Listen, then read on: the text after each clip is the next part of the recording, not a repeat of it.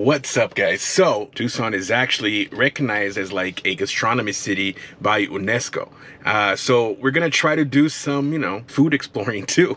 And one of the things that we heard that we have to eat when we're here, it's like the Sonora version of a hot dog. Not really sure what it is, but we were told to go to El Güero Canelo, and that's where we're at, and that's what we're gonna try out. So let's see about these hot dogs.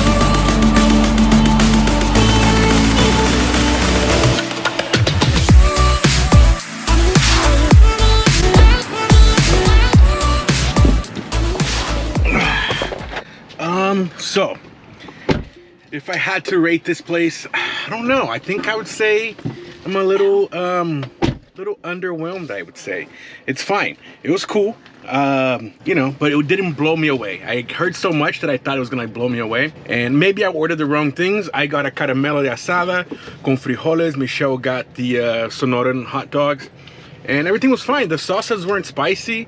I thought I was gonna be like, Sonoran food is usually so spicy. So maybe I fucked up, didn't get the right things. So if I didn't, if you're from here, you know this place, drop on the comments there what I did wrong and where I should go. So next year, I know where to go, but that was fine. Now, we did rent a Tesla, which is kind of dying. We're gonna go to a supercharger to charge it so we can not, have battery anxiety. And then the first event we're gonna go today is called the Fermented Beverages of Mexico, which I'm super excited about. It's my friend Brian Orozco, who is one of the most knowledgeable people in this industry of fermented beverages of Mexico. He actually has a really cool docu-series that they're working on, that they're talking about pulque, tejuino, tepache, and all the other fermented beverages of Mexico. And he's his family is from Sonora, and he's one of the most knowledgeable people about Bacanora as well. So it's going to be an awesome time. So I'm really looking forward to that. So that's the first event that we're going to go. And in our agenda now after that, I think we have a reception for a summit that we're being part of tomorrow. And then we have a American Agave Spirits lecture, which I'm really interested about. There's more and more Agave Spirits to be made in the US side, which, as long as you don't call it tequila or mezcal or anything else, I'm all for it. And I would love to taste it. I'd love to learn a bit more about it. So we're going to do that.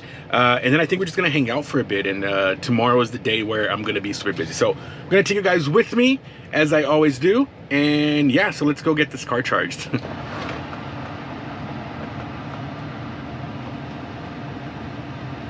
Our first stop today was at this beautiful bar called Crisol, and there's like lectures, workshops, tastings, dinners going on all day for the 3 days in downtown Tucson. So it's kind of like a festival, you have to organize yourself and pick the ones you want to do. You buy the tickets for the ones you like to participate in. It's all done through their website. It's very well organized, very well planned. It was really cool. Our first one was the Fermentados de Mexico, and the Fermented Beverages of Mexico. Someone from UNAM, or the University of Mexico, broke down all the history, the methods, the importance of fermentados in the Mexican history, which was super interesting to learn. Then Brian Orozco shared some of his experiences with the fermentados and gave us a sneak peek on a show that he's working on called Last Call Mexico, where he talks all about, again, the fermented beverages of Mexico. It was really cool. As they talked, you got to try different fermented beverages. Like we tried a desert blossom one, a tepache. Of course, they're all delicious.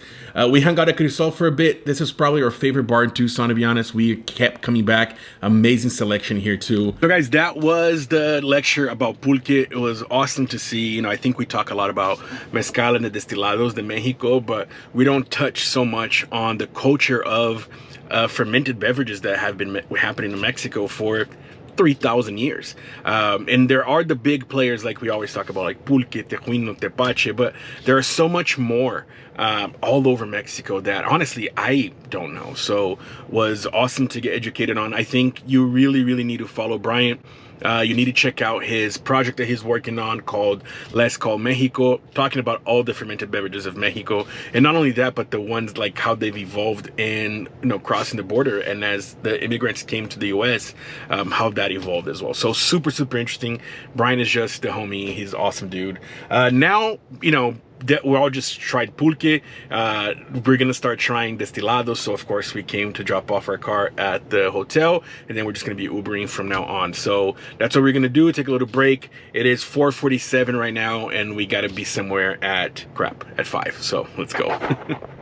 Then we were all back at Crisol, and this time was about the American Agave Spirits, which is a category that is gaining more and more momentum.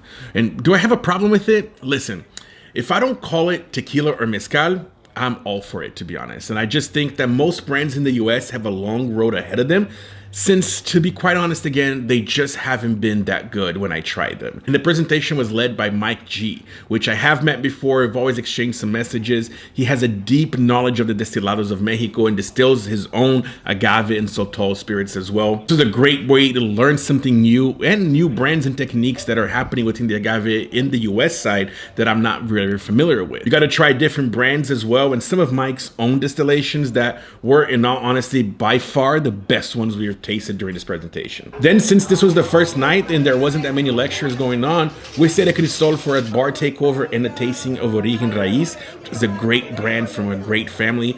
I have a couple of videos when I visit them in Durango at Tervinata over there that you can also watch. It was a great time. We had some amazing cocktails, hung out with some of the biggest names in the agave industry, from producers, brand owners, importers, writers. Seriously, all of the agave world was at this bar. And that's our whole day. We are back in our hotel room. I'm not gonna show you our hotel room today because they didn't clean it, but it's cool. And I'll show you guys in the next video. But that was our first day here at the Agave Heritage Festival in Tucson. It was just an awesome day. We got to learn so much. We got to hang out with some friends, see some familiar faces. Literally everybody in the agave world was here. We literally, we drank some Ocho Puntas with Carlos Camarena. We hung out with Chava, which will be with him all night tomorrow too. David Suro, his son Dan Suro, Brian Orozco, Assis Cortez, Bildo from Origen Raiz. Just was awesome to just make that introduction, and I think tomorrow is going to be super cool. So tomorrow we have a summit where we're going to be together talking about just the studies of the agave plant, biologists, chemists, producers, like everybody. It's just going to be, I don't know, just kind of like a how did I get here kind of thing, I think, all day. So we're just gonna go to sleep, eat something, wake up early tomorrow, and I'll try to document all that. So make sure you guys follow, comment, like, share, subscribe, all that stuff for the video tomorrow. And saludcita y nos vemos.